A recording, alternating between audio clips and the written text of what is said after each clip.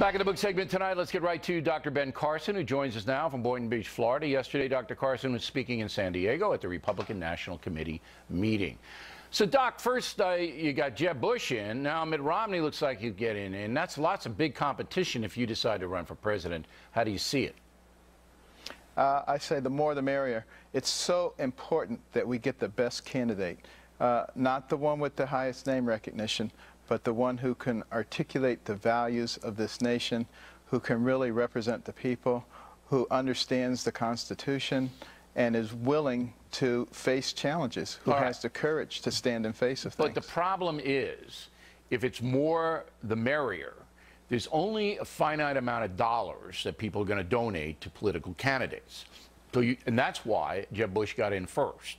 All right, he wanted to stake his claim among the big donors, and then Mitt Romney said, uh-oh, if Bush starts vacuuming up all the money, then there's not going to be that much left for my campaign. So he had to get in. And right after that, Scott Walker got in, the governor of Wisconsin. Because in order to run for president in this country, and I don't like this, but this is true, you need almost $1 billion, you know, from soup to nuts. And so it's a money play, is it not?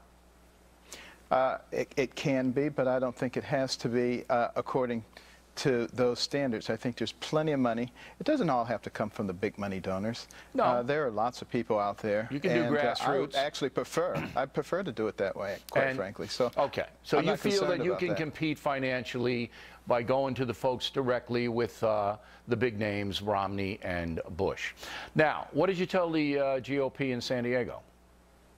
I told them a lot of things. The funny thing is I was talking about the pre-revolutionary days and how our bunch of ragtag militiamen defeated the most powerful empire on earth, and how they were able to do that because they had conviction. They believed in what they were doing to the point that they were willing to die for it. And I said, fast forward to today, and you have ISIS. And, you know, they have the wrong philosophy completely, totally disagree with them, but they also have strong conviction and are willing to die for what they believe. And we, at the same time, are in the process of giving away all of our beliefs for the sake of political correctness. And I'm saying that as a warning.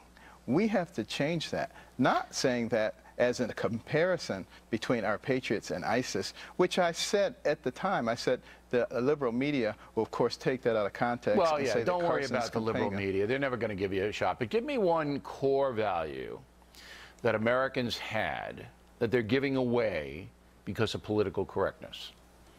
Honesty. People are afraid to express what they actually believe because they're afraid that they're going to be ostracized or called a name. And I think that's horrible, because where do you really make progress when you have conversations? Even when you have conversations with people who disagree with you, you're actually likely to learn more from people who disagree with you than people who agree with you all the time. But hasn't that always been the case in our republic? Because if you go back to John Adams, he tried to suppress the press because they were saying bad things about him. Every president in history has gotten, you know, whacked. If you're in the public arena and you say something and if somebody disagrees with it, from day one, they've attacked you personally. So why is it different now? Why do you think it's reached critical mass now? I think one of the things that has happened is people are, in many cases, distracted to the point that they're not paying close attention to what's going on. If you go back into the 1800s, early 1800s to mid-1800s, and you look at what people were expected to know to get a middle school certificate, it was pretty amazing compared to what people seem to know today. You know, when you have those Jesse Waters segments and they go out and ask simple questions, it really is quite alarming.